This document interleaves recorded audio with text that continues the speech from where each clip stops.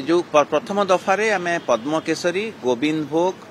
झिल्ली चाउल कलाजीरा इत्यादि ताकू आम परीक्षण करूँ कोठ भोग जी दरकार ताकू आम निश्चित भाव में सक्षम हबु बोली आशा करूँ महाप्रभु आशीर्वाद कामना करूँ किंतु महाप्रसाद पर निश्चित भाव में अधिक जैविक चाउलर आवश्यकता रहिबो तेणु आमर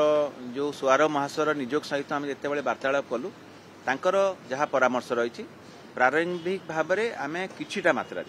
पूरापूरी नहेले भी आनंद बजार गोटे निर्दिष्ट काउंटर खोलिया आम मनस्थ करूँ महाप्रभु कृपा रहिले सफल भी हो पारू तेणु आनंद बजार रे जैविक चाउल प्रस्तुत महाप्रसाद बिक्री व्यवस्था हो पार केबे हबो मु कहि पारुने कारण चाउल प्रस्तुति हैला परे तार भी किभली भाव परीक्षण करा जिवो तार ठीक हिसाब से लागू हैला परे जो तार प्रस्तुति रहा कथा से क्रम हबो बोली आम आशा करूँ तेणु कोठ भोग प्रथमे परवर्ती पर्यायर महाप्रसाद गोटे प्रारंभिक पर्यायर किछिटा मात्रा जैविक अन्नरू प्रस्तुत महाप्रसाद एवं महाप्रभु कृपा जदि रहिबा आगामी दिन में आहरी व्यापक करवा एवं ताकू जैविक उपाय प्रस्तुत हो पार वर्तमान आम पाखापाखि 500 हेक्टर एकर रे से चाष करा जायछि आम जेतेबेले कथा होछि एबे खरीफ जेतेबेले चाष अछि किंतु आगामी दिन आहरी अधिक ताकू व्यापक करा जाय से जो प्रथम दफारे आम पद्म केसरी गोविंद भोग झिल्ली चाउल कलाजीरा इत्यादि ताकू आम परीक्षण करूँ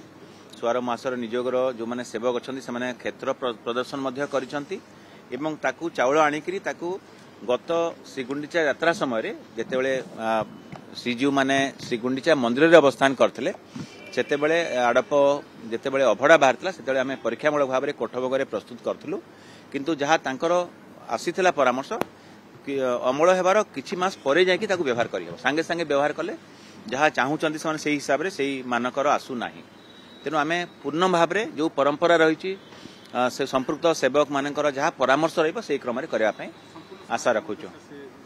समस्त समर्पण भाव सहित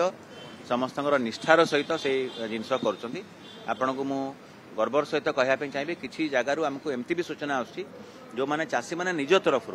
मुग बिरी एवं अलग भी आम जहाँ भी जैविक उपाय पनीपरिया प्रस्तुत हो पार से आग्रह देखा आम महाप्रभु कृपारू आम आशा करूँ सफल हबु एवं आगामी दिन ताकू आहरी व्यापक करूँ।